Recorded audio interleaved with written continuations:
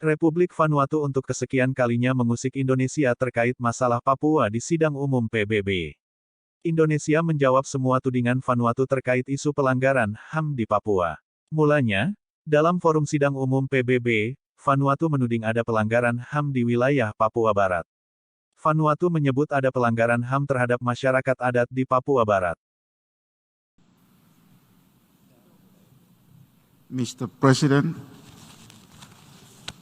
Excellencies, I have a distinct honor to introduce the Prime Minister of the Republic of Vanuatu, Honorable Bob Lofman Weibu, to present his pre-recorded message.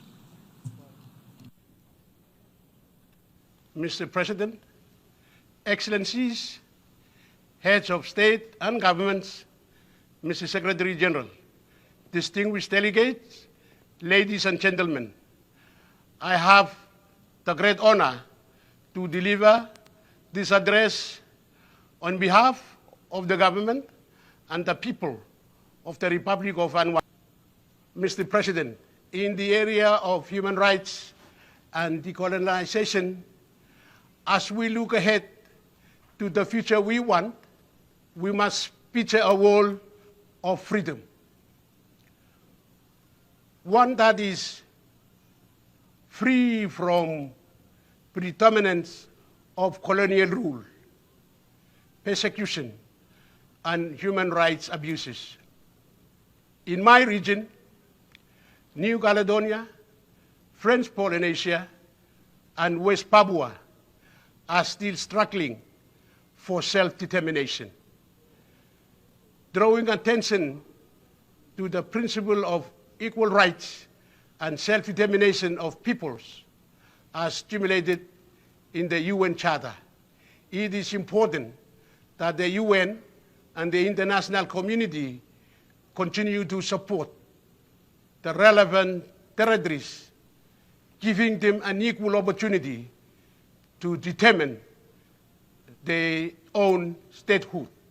With the recent referendum results in New Caledonia, in comparison to the 2018 results, there is now a narrow margin of votes between those voting for and against independence.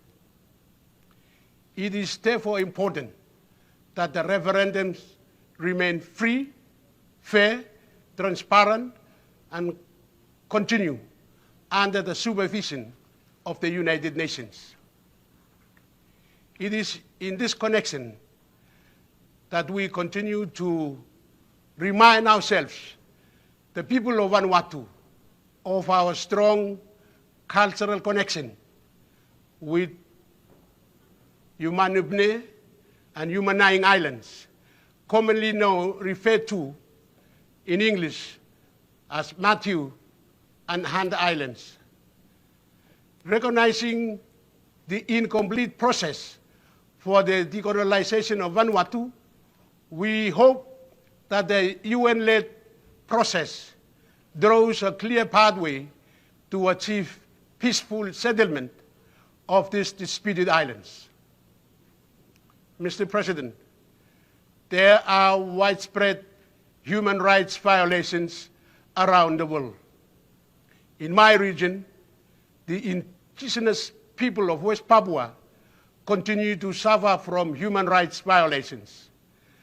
The Pacific Forum and ACB leaders, among other leaders, have called on the Indonesian government to allow the United Nations Office of the Human Rights Commissioner to visit West Papua province and to provide an independent assessment of the human rights situation. To date,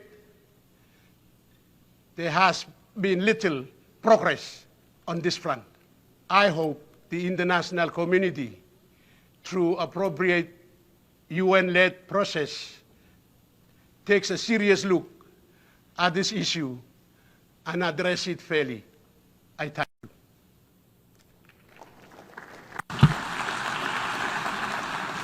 Adapun tudingan tersebut langsung dijawab oleh Sekretaris Ketiga Perwakilan Tetap RI New Cindy Nurfitri mengatakan bahwa Vanuatu terus mengusik kedaulatan negara lain. Padahal, menurutnya, tudingan Vanuatu itu tidak berdasar. Berikut adalah balasan Menohok dari perwakilan Indonesia Cindy Nurfitri. I'm appalled that Vanuatu keeps using this august forum to infringe the sovereignty and territorial integrity of other member states and continues its ill intention and politically motivated aggression against Indonesia.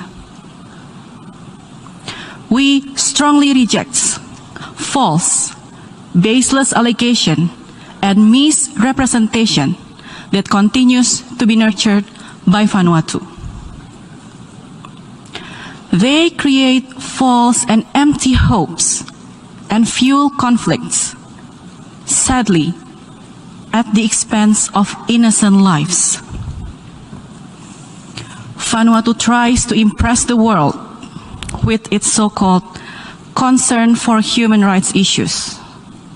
In reality, their version of human rights is twisted and fails to mention inhumane and heinous acts of terror committed by armed separatist criminal groups. Vanuatu deliberately closed its eyes when these armed separatist criminal groups murdered nurses, healthcare workers, teachers, construction workers, and law enforcement apparatus. These are the peoples who actually dedicate their lives for the Papuans. When innocent construction workers were brutally murdered, why did Vanuatu choose to be silent? When teachers were mercilessly slain and killed, why did Vanuatu choose to be silent? When public facilities built for the people of Papua were destroyed, why did Vanuatu, once again, choose to remain silent? In fact, Vanuatu is advocating separatism under the guise of artificial human rights concern. Is this their understanding of human rights? Vanuatu has repeatedly tried to question the unquestionable status of Papua as an integral state, as an integral part of Indonesia. This violates the purposes and principles of the UN Charter